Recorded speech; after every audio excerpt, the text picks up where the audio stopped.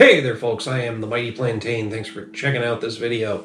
I've got something from Liquid Riot Liquid Riot Bottling Company down in Portland, Maine. Now, if you haven't checked these guys out, you should. They've got some great beers. They also do some distilling. All of their products so far have been pretty solid.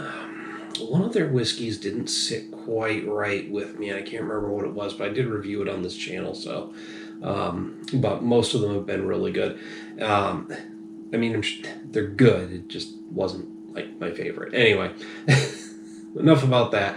Decent food, great beer, wonderful spirits down at Liquid Riot. And they're right on the, I think they're right on the water in the old port, not the old port area. Anyway, somewhere in fucking Portland.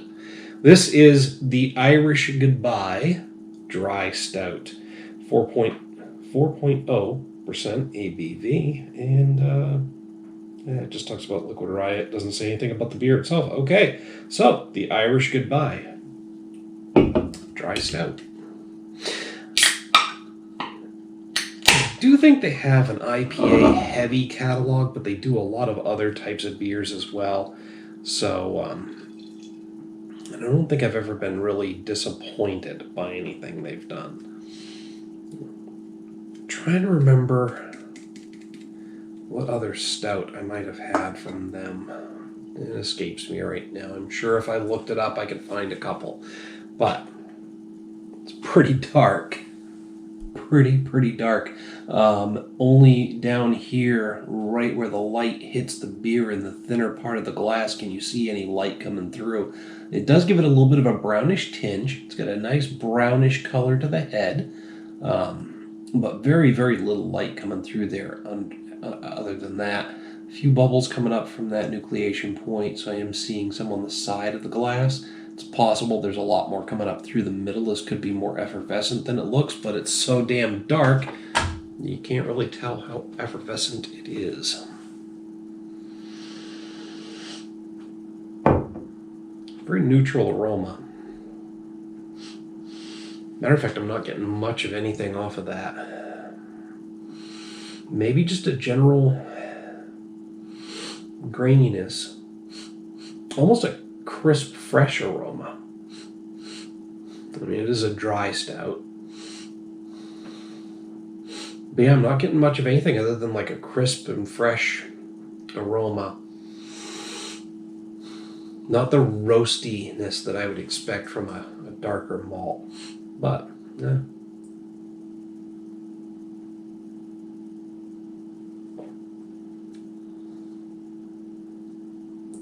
Let's say a nice medium heavy mouthfeel.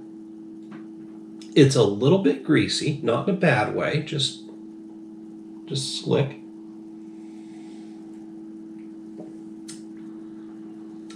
Got a hint of a dry finish. Gee, it's a dry stout, imagine that.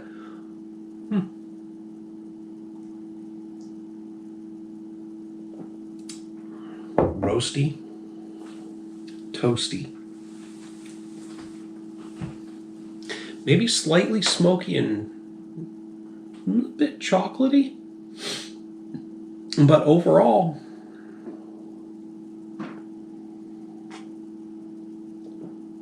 just a dark malt, smooth, easy drinking stout with a slightly dry finish.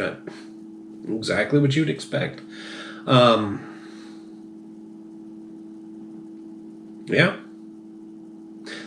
it's kind of a one-trick pony, but there ain't nothing wrong with that either. I've run out of things to say about it, but that's not a bad thing. I'm hitting this with a 4 out of 5. It's not quite pushing itself up into that unique or distinguished category. It's not giving me that wow reaction, but on a scale of 1 to 5, a 4 is pretty damn good. And it's pretty much because I've got nothing bad to say about it. It is a perfectly well put together stout in a world of perfectly well put together stouts. And that's the thing. It would be rated higher if this was, 10 years ago when it was hard to come by a good, solid stout outside of Guinness, which is kind of the benchmark. Say what you will, folks. Guinness is still the benchmark for a good plain stout. The imported one, not the Americanized version. That's watered down for us fucking Yanks. But anyway, these days, 4 out of 5. Because it's pretty fucking good, but it's got lots of competition. Pardon. And even though it is a perfect stout, it's not standing out from the field because there are at least half a dozen perfect stouts within the state of Maine, much less nationwide. So,